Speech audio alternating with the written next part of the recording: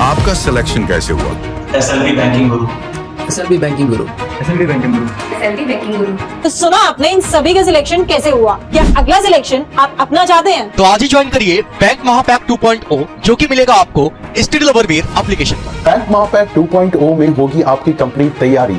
यहाँ प्रीलिम से लेके इंटरव्यू तक का होगा सफर आसान, क्योंकि इस महापैक में होगी सारे बैंक एग्जाम्स की तैयारी, जैसे कि ग्रामीण bank, IBPS PO, IBPS clerk और साथ में SBI PO, SBI क्लर्क। तो अभी इंस्टॉल करिए स्टडी लवरवेयर एप्लीकेशन या विजिट करिए SLV banking guru YouTube channel. ठीक है, please tell us about yourself.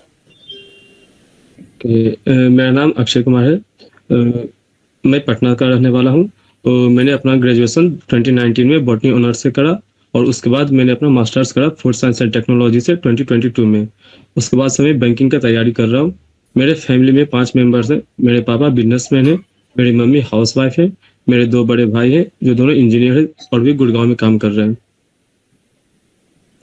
Patna से आपके दोनों भाई गुड़गांव में शिफ्ट हो गए हैं काम करने के लिए, एंड इसके बाद आपका क्या रहेगा? आप किधर शिफ्ट होने वाले हैं? ये तो मैम जैसे कि पैन इंडिया जॉब है, तो ये तो पैन इंडिया कहीं भी पोस्टिंग हो सकती है। बिल्कुल सही बात है। ये लोग का भी लोकेशन में गुड़गांव ही मिला था ऑफिस का, तो ऑफिस की वजह से उन्हें गुड़गांव शिफ्ट होना पड़ा। बिल्कुल। तो आपके पेरेंट्स किस तरीके से मैनेज करेंगे? आप तीनों भाई शिफ्ट हो जाएंगे तो? एक्चुअली मैम पेरेंट्स तो मेरे साथ ही रहते हैं और मैं भी खुद प्रेफर करता हूँ कि मैं पेरेंट्स को अपने साथ में ही रहूँ, क्योंकि मुझे भी पेरेंट्स की कंपनी काफी अच्छी लगती है। मुझे अकेले रहना उतना पसंद नहीं है। खास करके फैमिली साथ में रहते हैं तो मेरी और स्ट्रेंथ होती है कि मैं कोई भी डिसीजन या जो भी काम होता है वो मैं अच्छे से कर पाता हूँ उनके गाइडेंस में। तो क्या आपको लगता है किसी भी एरिया में अगर आपकी पोस्टिंग होती है तो वहां आप अपने पेरेंट्स को लेके जा सकते हैं? पेरेंट्स तो मैम मेरा स्ट्रेंथ है और मैं खुद नहीं चाहूंगा कि इस एज में पेरेंट्स को अकेला रहना पड़े, क्योंकि इस एज में हर छोटी छोटी चीज के लिए केयर करना जो कि बहुत जरूरी हो जाता है, और ऐसे एज में उन्हें अकेला छोड़ना में मुझे सही नहीं लगता।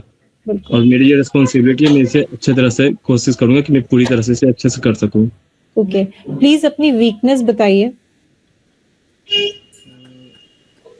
ऐसे तो मैं फिटनेस फ्रीक रहता हूँ, मुझे फिटनेस से रिलेटेड चीजें काफी अच्छी लगती है, बट थोड़ा बहुत ये कह सकता हूँ कि जब मैं कहीं आप लाउड बोलेंगे प्लीज। ओके मैम, वैसे मुझे मैम हेल्थ से रिलेटेड चीजें मुझे अच्छी लगती हैं, हेल्थ कॉन्शियस थोड़ा ज्यादा रहता हूँ, बट जब भी कुछ नया टेस्ट कुछ मीठा मुझे देखने को मिलता है तो वो मैं खाने से खुद को रोक नहीं पाता मैम। तो वो चीजें कहीं ना कहीं मुझे फिर एक्स्ट्रा कैलोरी बर्न करने के चक्कर में एक्स्ट्रा टाइम मुझे देना पड़ जाता है। तो मेरी वीकनेस ये मैम कि थोड़ा मुझे मीठा ज्यादा पसंद आता है, तो ये कभी कभी मेरे लिए नुकसानदेह भी हो जाता है। It's over to you Manish sir. Akshay, आपने बताया कि आपने बॉटनी से ग्रेजुएशन किया, राइट? Yes sir. किस यूनिवर्सिटी से किया है?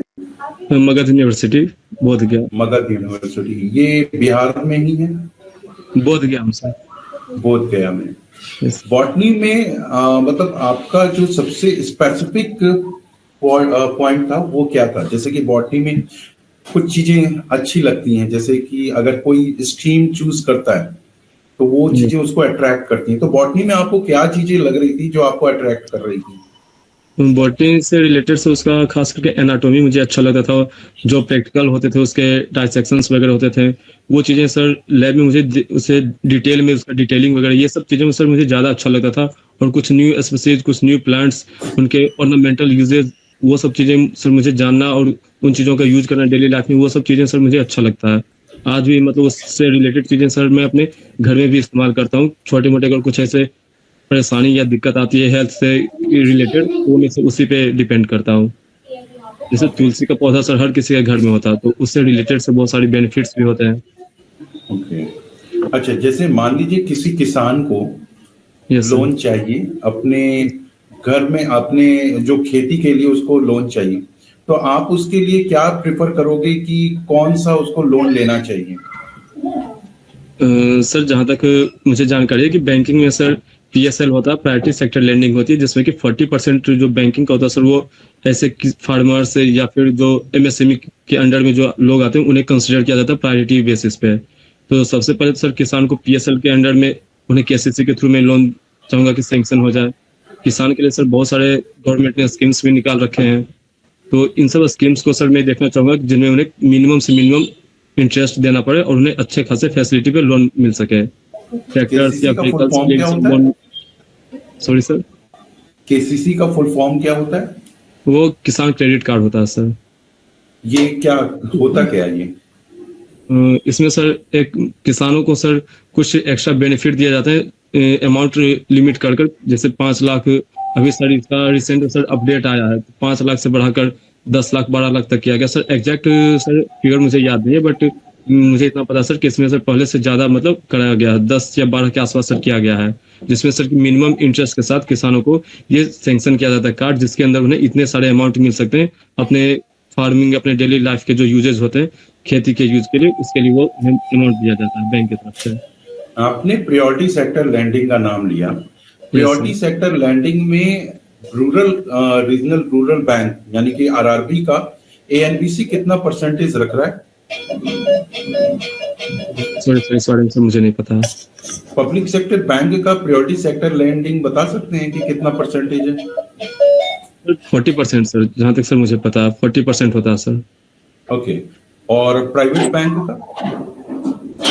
प्राइवेट बैंक का सर ऐसा जितना कुछ कंपल्सरी एग्जैक्ट याद नहीं है सर कि उनका क्या होता है, बट ये सर डिपेंड करता है सर, प्राइवेट में बैंक टू बैंक डिपेंड करता है। एएनबीसी क्या होता है? सॉरी सर, एएनबीसी जो आप परसेंटेज बता रहे हो प्रायोरिटी Yes, सेक्टर लैंडिंग का 40% ऑफ एएनबीसी होता है, adjusted net bank credit, right? Yes. चलिए, आप मेरे को ये बताओ कि मुद्रा लोन क्या होता है? मुद्रा लोन के बारे में सर मैंने पढ़ा था कि इसमें सर 3 कैटेगरी होती है, शिशु, किशोर और तरुण, जिसमें सर की इन 3 कैटेगरी के थ्रू दिए जाते हैं, लोन सैंक्शन किए जाते हैं। शिशु का होता है सर 10,000 तक का लिमिट होता है, और किशोर जो होते हैं सर उनका 50,000 का, और जो तरुण होते हैं सर उनका ₹1,00,000 तक का होता है। एग्जैक्ट में भी सर मुझे एग्जैक्ट फिगर याद नहीं आ रहा सर, बट इन 3 कैटेगरी में सर ये लोन को मतलब रखा गया है। ओके, एनडीटीएल का नाम सुना है आपने? एनडीटीएल नेट सर थोड़ा सा मैं अभी भूल रहा हूँ सर, मुझे रिकॉल करना पड़ेगा सर। कोई बात नहीं। करंट अकाउंट क्या होता है? सर बैंकिंग में अकाउंट के टाइप होते हैं, करेंट अकाउंट और सेविंग अकाउंट्स, ये 2 सर बेसिक जो होते हैं, जो मेन अकाउंट में कंसिडर किए जाते हैं। करेंट अकाउंट सर उन लोगों के लिए होते हैं जो कि रेगुलर बेसिस पे ट्रांजैक्शंस करते हैं, जैसे कि बिजनेसमैन हो गए सर, डेली बेसिस पे ट्रांजैक्शंस करने होते हैं, बल्क अमाउंट में होते हैं।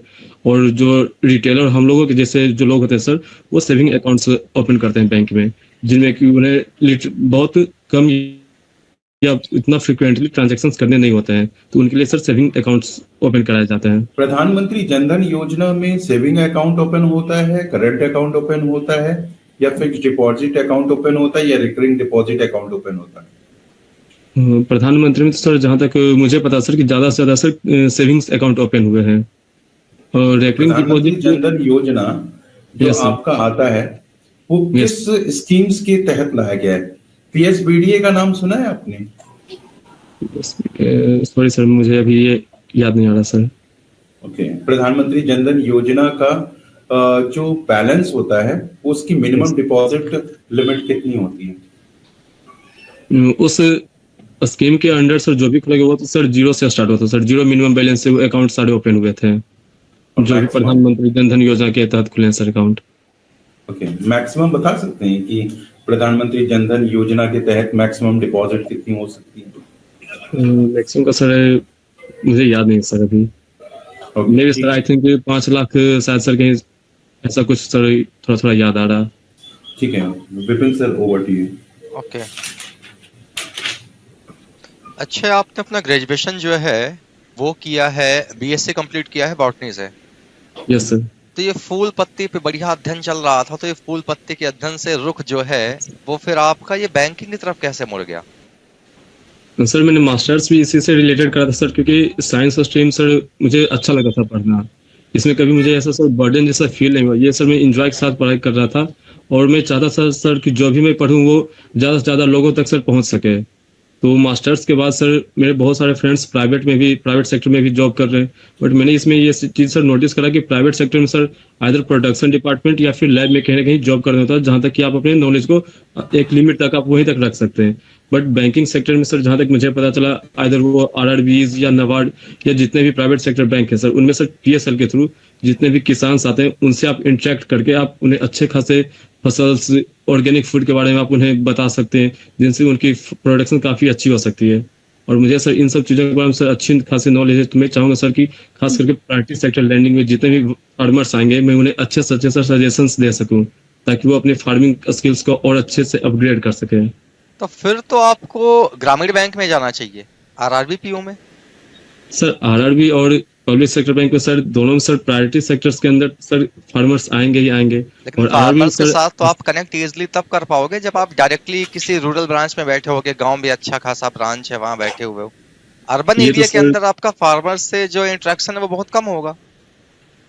यस सर, डिपेंड करता सर, ये इंटरेक्शन सर वो अर्बन हो या फिर कहीं भी हो सर, फार्मर्स के लिए सर वो जो स्कीम्स रहेगा वो तो होगा ही, बट RRBs में होते हैं सर कि एक्सप्लोर सर उतना ज़्यादा हो नहीं पाएगा। जैसे बड़े लेवल के जो फार्मर्स आएंगे सर वो अर्बन फील्ड में भी सर ज़्यादा से ज़्यादा होते हैं, और रूरल एरियाज में सर हो पाएगा, बट वो डिपेंड करे सर। मैं तो बैंकिंग सेक्टर सर बस इसलिए चूज कर रहा था कि इस सेक्टर के थ्रू सर चाहे जिसमें भी हो जाए सर, RRB हो या फिर IBPS के थ्रू हो सर, मेरा मेन मोटिव यही था सर कि इस सेक्टर की वजह से मैं ज़्यादा से ज़्यादा लोगों को कंट्रीब्यूट कर पाऊंगा। Okay okay okay. तो आपने जैसे कि बताया, फिर आपने पहले ग्रेजुएशन किया, फिर आपने PG भी कंप्लीट किया, तो फिर आगे Yes, sir. ट्राई कर लेते PhD का, प्रोफेसर वगैरह का ट्राई कर लेते, बढ़िया कॉलेज में जाते, आपको हजारों की संख्या में स्टूडेंट्स मिलते हैं और सिखाते सबको बढ़िया तरीके से। ये थोड़ा सा मामला जो है ना वो कम समझ में आ रहा है कि फिर एकदम से बॉटनी वो भी PG करने के बाद आप सीधे चले आए कहाँ, बैंकिंग में। खैर चलिए, अच्छी बात है, ये आपकी चॉइस है। अभी आप मेरे को एक बात बस ये बता दो, कुछ छोटी मोटी चीजें मैं आपसे पूछ लेता हूँ। सबसे पहले आप मुझे बताओ, आपको क्या लगता है कि आपके अंदर की सबसे बड़ी स्ट्रेंथ क्या है, सबसे अच्छी स्ट्रेंथ आपको क्या लगती है अपनी खुद की? मुझे ऐसा लगता है सर कि मैं लोगों से इंटरेक्ट अच्छे से कर सकता हूँ, ग्रास रूट लेवल के लोगों सर जो जिस तरीके से सर समझ सके, बिल्कुल कॉमन सी लैंग्वेज सर मैं लोगों से इंटरेक्ट कर सकता हूँ, उन्हें अच्छे से समझा सकता हूँ। निगोशिएशन स्किल्स हैं सर मेरे में, मैं उन्हें किसी भी चीज़ के लिए सर अच्छे से परसुएड भी कर सकता हूँ, मना सकता हूँ। और ओवरऑल सर जो बिजनेस बैंकिंग जो है सर, बैंकिंग एक बिजनेस होती है, ओवरऑल गोल बिजनेस का ही होता है सर। और मैं मुझे ऐसा लगता है सर कि मैं लोगों को इस सेक्टर में ज़्यादा से ज़्यादा लोगों को जोड़ सकता हूँ, उन्हें अच्छे से एक्सप्लेन करके समझा सकता हूँ। और मेरे अंदर सर सुनने और समझाने के दोनों में सर मुझे ऐसा लगता है कि अच्छी क्षमता, मैं लोगों की बातें सुन भी सकता हूँ अच्छे से, क्योंकि एक गुड लिसनर जो होगा सर वही अच्छे से सुन सकता है और उनकी बातों को समझ के उन्हें अच्छे से उन्हें क्या नीड है मैं उन्हें समझा भी सकता हूँ सर। और मुझे sir long hours working experience sir, इसमें भी मुझे सर कोई दिक्कत नहीं, मैं लॉन्ग आवर्स वर्किंग भी कर सकता हूँ जिसमें कि ऑर्गेनाइजेशंस को ज़्यादा से ज़्यादा मैक्सिमम बेनिफिट मिल सके। Okay, one last question. Recently banking sector में हुए 3 डेवलपमेंट मुझे आपसे जानने हैं, कोई भी 3, last 1 month, last 2 month, last 3 month, और you can take last 6 month also. कोई भी 3 डेवलपमेंट जो आपके बैंकिंग सेक्टर में हुए।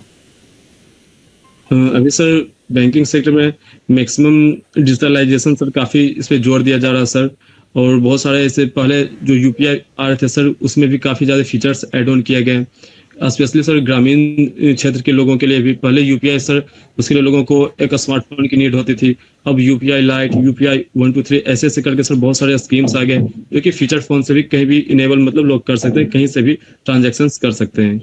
तो डिजिटल कनेक्टिविटी कहीं ना कहीं सर इसे प्रमोट किया गया बैंकिंग सेक्टर में, और ट्रांजैक्शंस से रिलेटेड भी चीज़ें सर, और खास करके सिक्योरिटी से रिलेटेड चीज़ें आजकल काफ़ी ज़्यादा ट्रेंड में देखने को मिला, वो भी बायोमेट्रिक से रिलेटेड सर, जो कि आप आधार से भी कहीं से भी पेमेंट कर सकते हैं, इवन फिंगरप्रिंट से लगा के कर सकते हैं। तो ये सब चीज़ें सर कहीं ना कहीं एक सिक्योरिटी भी इनहेंस हुई है कि आप डिजिटल के साथ साथ सिक्योरिटी भी आपकी इनहेंस हो रही है। आपने नाम लिया UPI और UPI लाइट और UPI 1 2 3, ये Yes, तीनों में डिफरेंस क्या है? UPI सर वो बेस है सर, मेन पेरेंट है sir UPI unified payment interface, और इसका ये 2 सर सब कैटेगरी निकाला गया, UPI लाइट और UPI 1 2 3। ये सर ट्रांजैक्शंस इसमें सर डिफरेंट है, ट्रांजैक्शंस लिमिट का डिफरेंस है सर इसमें, किसी में 2000 किसी में 5000 का, इतना सर इसमें ट्रांजैक्शंस का UPI की ट्रांजैक्शन लिमिट कितनी है पर डे? ऐसे सर यूपीआई का ट्रांजैक्शन सर वो डिपेंड करता है सर बैंक पे। किसी बैंक सर 50,000 भी अलाउ करती है, किसी बैंक का सर डिपेंडेंट रहता है 75,000 भी जाता है। तो वो सर यूपीआई का as such bank to bank depend करता है। बट ये लाइट और ये जो निकला सर, ये फीचर फोन के लिए निकला सर, जो कि मिनिमम 2,000 तक हो सकता है, सॉरी मैक्सिमम 2,000 का सर। ओके, फीडबैक फिर दिए थे या फिर अभी और क्वेश्चन? बस खत्म करते हैं सर। ओके अक्षय, चलो मैं शुरुआत करता हूँ अपने फीडबैक से। सबसे पहले तो देखो, अभी तक बहुत सारे कैंडिडेट्स एस्पिरेंट हम लोग ने इंटरव्यू लिए हैं, मॉक इंटरव्यू लिए हैं, और एक चीज मुझे सबमें कुछ ना कुछ चीजें कॉमन दिख रही हैं, वो है बैंकिंग अवेयरनेस की कम जानकारी होना। Yes sir. दूसरा सबसे इंपॉर्टेंट चीज ये है कि जब भी आप आंसर देते हैं तो आप साफ साफ शब्दों में, साफ साफ लफ्जों में बताएं कि सर मुझे ये क्वेश्चन नहीं समझ में आ रहा है, तो आप बता दें कि हमें नहीं आ रहा है। जैसे अभी आपसे मैंने पूछा मुद्रा के बारे में, आपने बड़े कॉन्फिडेंटली तरीके से मुद्रा के बारे में बताया जरूर, लेकिन वो 3 नहीं 4 कैटेगरी थी। पहला गलती आपने ये किया। दूसरा, तीनों की जो आपने ट्रांजैक्शंस या फिर जो लोन लिमिट है वो गलत बताया। तो इसको गलत बताने से अच्छा है आप बता दो कि मुझे नहीं मालूम है सर, लेकिन ये मालूम है कि मुद्रा में कोलेटरल फ्री लोन सैंक्शन होते हैं। पहला पॉइंट, ठीक है। दूसरा, आपसे मैंने पूछा सेविंग अकाउंट करंट अकाउंट में अंतर क्या होता है, तो आपने करंट अकाउंट में काफी ज्यादा फोकस किया, सेविंग अकाउंट में बहुत कम फोकस किया। बीएसबीडीए अकाउंट बहुत ही कॉमन शब्द है जिसको हम लोग नो फ्रिल अकाउंट या फिर बीएसबीडीए या फिर प्रधानमंत्री जनधन योजना से हम लोग इसको कनेक्ट करते हैं। इसको थोड़ा सा आप लोग पढ़ के जाइएगा। मैं ये सबसे कहना चाहूंगा कि जब आप जा रहे हैं तो जनरल क्वेश्चंस तो पूछे जाएंगे, लेकिन बैंकिंग से रिलेटेड भी बहुत सारे क्वेश्चन पूछे जाएंगे, क्योंकि आप बैंक में जा रहे हैं। आप भले ही किसी भी स्ट्रीम्स में हो, लेकिन आपसे बैंक से रिलेटेड क्वेश्चन पूछे जाएंगे। लाइक अभी मॉनेटरी पॉलिसीज में क्या क्या बदलाव हुए, रेपो रेट में क्या बदलाव हुए, बैंक रेट एमएसएफ क्या होता है, सीआरआर क्या होता है, और इसके अलावा जैसे मुद्रा लोन हो गया, इसमें बहुत सारी ऐसी योजनाएं हैं। प्रधानमंत्री जनधन योजना के बारे में भी आप पढ़ लीजिएगा। आप बार बार प्रायोरिटी सेक्टर लैंडिंग के बारे में डिस्कशन कर रहे थे, लेकिन प्रायोरिटी सेक्टर लैंडिंग को काफी अच्छे से नहीं बता पाए। ये मेरी नजर में मैं देख रहा हूँ, क्योंकि जब आप प्रायोरिटी सेक्टर लैंडिंग बताते हैं तो हर एक percentage, adjusted net bank credit, इन सब की परिभाषा आपको मालूम होनी चाहिए। नहीं परिभाषा मालूम है, मोटा मोटी कॉन्सेप्ट भी बता देंगे तो बैंक इंटरव्यूअर को ये समझ में आ जाएगा कि हाँ आप अच्छे से पढ़कर आए हो, अच्छे से जानते हो। दूसरा सबसे इंपॉर्टेंट, यूपीआई के बारे में मैंने पूछा, जो कि जनरल टर्म्स है। आपने यूपीआई टर्म्स ले तो लिया, लेकिन यूपीआई की लिमिट याद नहीं थी, जो कि कॉमन्स वाला क्वेश्चन था। यूपीआई की लिमिट 1 लाख लिमिट है। इसके बाद आपको यूपीआई के लाइट और यूपीआई 1, 2, 3 फीचर्स के बारे में बताना है। तो जहां तक मुझे ऐसा लग रहा है कि कॉन्फिडेंस की थोड़ी सी कमी लग रही है जब आप आंसर दे रहे हैं बैंकिंग वाले क्वेश्चंस। बाकी जब जनरल क्वेश्चंस पूछे जा रहे हैं तो आप वहां पे बहुत अच्छे से आंसर दे रहे हैं। बाकी कॉन्फिडेंस वाला जो लेवल है वो मैम बताएंगी कि कितना कॉन्फिडेंस लेवल है, कितना नहीं है। इसके अलावा मेरी ये राय रहेगी, कब आपका डेट कब पड़ा है, इंटरव्यू डेट कब है? सर मेरा इंटरव्यू सर 15 को। एक्चुअली सर मैं सर अभी एक भी दिन सर मतलब बैंकिंग का सर पढ़ नहीं पाया सर। घर सर इतने सारे मतलब गेस्ट आए हुए थे सर, शादी के माहौल में सर बिल्कुल बिजी चल रहा था। नहीं तो अब मैं आपको एक राय दूंगा। साल भी इंटरव्यू दिया था सर। तो फेस्टिवल सीजन या फिर जो घर पे शादी ब्याह का माहौल चल रहा है, ये आएगा चला जाएगा, लेकिन ये एक अपॉर्चुनिटीज आपको एक बार मिली है, इसको आप हल्के में ना ले। बिल्कुल ये आपके साथ लाइफ टाइम रहेगा। अगर आपने इसको कैजुअली लिया है तो फिर वहां पे इम्पैक्ट जाएगा। तो ये आपसे रिक्वेस्ट रहेगी कि अच्छे तरीके से पढ़िए। कोई भी रिश्तेदार अगर आ रहा है, पूछ रहा है कि अक्षय कहाँ है, तो अक्षय इस वक्त अपने कहीं दोस्त के यहाँ गया है और वो कहीं बिजी है, या कुछ ऐसा बहाना बना दो जिससे कि आप उनसे इंटरफेस ना कर सको, क्योंकि लाइफ में यही एक अपॉर्चुनिटीज आपके पास आई है और इस अपॉर्चुनिटीज को आप ब्रेक मत कीजिएगा, खत्म मत कीजिएगा। मेरा मशवरा यही रहेगा कि अच्छे तरीके से 3-4 दिन आपके पास हैं, लगभग 15 तारीख को है तो लगभग 6 दिन है, 5 दिन भी मान के चलो, तो जितने अच्छे तरीके से आप पढ़ सको वो ज्यादा बेहतर होगा। दूसरा, हम लोगों से आप कनेक्ट भी कर सकते हो, आप लोग जानते भी हो हम लोगों को, तो हमसे भी कनेक्ट कर सकते हो, किसी से भी कनेक्ट कर सकते हो। कोई भी ऐसा पॉइंट आपको लग रहा हो कि सर इससे डिस्कशन हम लोगों का प्रॉब्लम दूर हो सकता है, तो वो आप कनेक्ट कर सकते हो। बाकी मैम आपको फीडबैक देंगी। Thank you sir. ठीक है, तो सबसे पहले तो ना, जैसा आपको सर ने बोला कॉन्फिडेंस के लिए, है ना, तो ये आपको भी दिख रहा है, या तो आप प्रिपेयर्ड नहीं हो या उसके पीछे जो भी रीजन है। आप क्या करोगे इसको इम्प्रूव करने के लिए, ये बताओ। अभी तो मैम अब जितने जो दिन बचे मैम 6 दिन में, इस 6 दिन में मैम पहले जितना भी मैंने बैंकिंग अवेयरनेस का नोट्स बना रखा था उसे मैं अच्छे से रिवीजन करूंगा, क्योंकि वो तो मैम जब नॉलेज रहेगा मैम तो कॉन्फिडेंस उसके साथ धीरे धीरे आ ही जाएगा। ठीक मैंने है, पिछले साल भी मैम इंटरव्यू दिया था, तो उसमें भी मैम अच्छा खासा मतलब मार्क्स तो वहाँ भी ठीक ठाक मिला था, बट वही था कि नॉलेज अगर किसी सेक्टर में कम रहता है मैम तो वहाँ पे आप आंसर उस ढंग से दे नहीं पाते हैं। ठीक और है, मैं अभी कोशिश यही करूंगा कि ज्यादा से ज्यादा टाइम मैं खुद पे मैं दे सकूं। ठीक है। एक तो आप ये तो करिए ही, पढ़ाई तो करिए ही, इसके साथ साथ ना आप थोड़ा सा जो अपना स्पीच है ना उसको अच्छा करिए। स्पीच को अच्छा करने के लिए आप कुछ भी जो रीड कर रहे हैं उसे लाउड वॉइस में रीड करिए, एंड कोशिश करिए कि उसे रिकॉर्ड कर लीजिए। रिकॉर्ड करिए, खुद से सुनिए कि आपको क्या लग रहा है, कि क्या मैंने कोई बात बहुत जल्दी में बोल दी है, सामने वाले को समझ में नहीं आएगी। ठीक है, प्लस आई कांटेक्ट सबसे इंपॉर्टेंट है। जब आप बैठे हैं तो आप अपने इंटरव्यूअर को सामने से देखेंगे कि क्या वो आपसे पूछ रहे हैं, उससे भी पहले आपको ये देखना है कि वो रिस्पॉन्स कैसा दे रहे हैं, क्योंकि कहीं ना कहीं शायद उनके एक्सप्रेशन से आपको समझ आ जाएगा कि आप फास्ट तो नहीं चले गए, आप स्लो तो नहीं हो गए हो, तो आप थोड़ा सा ज्यादा फास्ट जा रहे हो। प्लस आपका आई कांटेक्ट जो है ना वो बहुत मिसिंग है, तो आई कांटेक्ट करो, इधर उधर मत देखो, उधर भी इस तरीके से मत करना। बॉडी को बहुत अपने फ्री छोड़ रखा है, एकदम स्ट्रेट बैठो, एकदम अपने आप को जितना हो सके बोल्ड दिखाना है। ठीक है, तो एकदम क्लियर क्रिस्टल आपके वर्ड्स होने चाहिए, जिसके लिए आपको अपना स्पीच के ऊपर वर्क करना है। तो ज्यादा से ज्यादा जो भी आप स्टडी कर रहे हो ना, कुछ स्टडी भी कर रहे हो उसको भी रिकॉर्ड कर लो और सुनो। और ऑल्सो एक बात कि अगर आपका इंग्लिश के ऊपर कमांड अच्छा नहीं भी है ना, तो भी आप अपना इंट्रोडक्शन तो एटलीस्ट इंग्लिश में प्रिपेयर कर लो, उसके बाद बेशक आप हिंदी से आ जाना। ओके, है ना, क्योंकि फिर ऐसा भी है ना कि अगर हमारे जो कस्टमर्स हैं, अगर वो मान लो उनको नहीं आता लोकल लैंग्वेज, और अगर आपको उधर इंग्लिश बोलना पड़ रहा है, तो आपका थोड़ा सा जो है ना वो फ्लुएंसी में चला जाए बस। ठीक है, तो इनिशियल पार्ट जो है अपना वो एकदम फ्लुएंसी वाला बोलना है आपको, उसको अच्छे से प्रिपेयर कर लो, और बाकी फिर आप आगे का इंटरव्यू हिंदी में हैंडल कर सकते हो। बाकी आप हिंदी में कैरी ऑन करो। ठीक है, और स्पीच को थोड़ा देखो, वर्ड्स की क्लैरिटी लाओ, आई कांटेक्ट रखो। Okay ma'am. और शैटरिंग भी हो रहा है थोड़ा सा, तो शैटरिंग को भी कवर अप करना। Okay ma'am, definitely next mock में डेफिनेटली इस पर काम करूंगा, इन सब चीजों पर। बिल्कुल, सुनो मेरी बात। यस देखो भाई, सब कुछ सही है, जो सर ने मैम ने बताया वो मैं रिपीट नहीं करूंगा, बिल्कुल परफेक्ट बताया। एक चीज तो ना थोड़ा सा आराम से बोलो, बहुत तेज बोल रहे थे। तेज का मतलब है ना, जैसे तुम मेरे से पूछो टेल मी अबाउट योरसेल्फ, तो मैं स्पीड में my name is Vipin Shukla, I am belonging from, एकदम आराम से बोलो, रिलैक्स होके। वही वर्ड अलग अलग। जो हाँ इंटरव्यू है उसमें जब सामने वाला पूछे टेल मी अबाउट योरसेल्फ, तो कम से कम एटलीस्ट 30 से 35 सेकंड तक आपको बोलना है।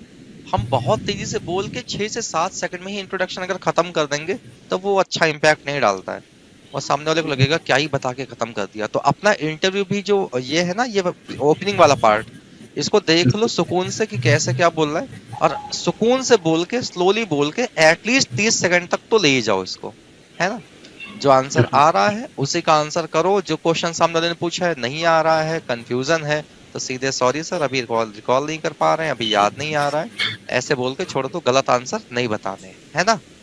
Yes sir. और बाकी तैयारी में अभी कमी है, तैयारी कमी की वजह तुम्हें खुद पता है, तो ये मौका याद देखो बार बार तो नहीं मिलेगा, है ना। लास्ट ईयर मिला था, मिस हुआ, इस साल मिला है, तो इस साल मिला है तो अब की बार मिस ना होने पाए, इस वजह से अब सब हो गया है। तो अपना क्या करो, लग जाओ, कहीं कोई जरूरत हो मनीष सर की, मैम की, मेरी, तुम बताओ, कनेक्ट कर लो। लेकिन इन बचे हुए 4 से 5 दिनों में इतना मेहनत कर लो कि बाकी सेक्शन तुम्हारा सब अच्छा है, बाकी कहीं कोई कमी नहीं है, बट जो फाइनेंशियल और बैंकिंग वाला पार्ट है ना वो बहुत वीक है। उसकी वजह शायद ये भी हो सकती है कि टच में नहीं हूँ, यस सर। है ना, पढ़ तो रही नहीं हूँ इस समय। बिल्कुल नहीं हो पाया सर। हाँ तो ये, लेकिन ये हम तुम्हारी कमी कहेंगे। घर में शादी हो, भैया की शादी हो, सगे भाई की शादी हो, मेरे लिए इम्पोर्टेंट जो है वो थोड़ा तो टाइम निकालना चाहिए था, है ना मनीष बिल्कुल सर? बिल्कुल सर। थोड़ा सा तो टाइम निकालना चाहिए बिल्कुल था। बिल्कुल बिल्कुल। और क्या था एकदम सर, खुद के भाई का सर साथ मैं एक काम यहाँ पे करना इंक्लूड करना चाहूंगा कि जब मैं इंटरव्यू देने गया था IBPS PO में, मेरे साथ में एक और लड़का था। वो इस वक्त स्केल 2 में है और बैंक ऑफ बड़ौदा में ही स्केल 2 में। आप यकीन नहीं करेंगे, उसकी माता जी का देहांत हो गया था उसी उस दिन? इंटरव्यू के दौरान, उसी दिन, और वो आ नहीं रहा था। लेकिन उसके पिताजी ने कहा कि तुम्हारी माता जी का ही एक ड्रीम था, सपना था कि तुम कुछ बनकर दिखाओगे, तो उनकी माता जी का सपना तुम पूरा करो। तो वो कहा कि तुम इंटरव्यू दे के आओ, फिर उसी दिन तुम यहाँ पे अग्नि दोगे। और वो सोचिए उसके लिए कितना बड़ा भारी पल रहा होगा कि वो लड़का इंटरव्यू देने जा रहा है और उसकी माता जी की डेथ हो गई है। ये लिटरली जब हम लोग बाहर निकले इंटरव्यू पैनल से, तो जब उसकी आंख पूरी लाल थी और उसने जब अपनी स्टोरी सुनाई, तो हम लोगों की आंखों में भी आंसू आ गए थे कि ये इतनी बड़ी सेक्रीफाइस हो जाना, ये भी बहुत अपने आप में ही कहने वाली बातें होती।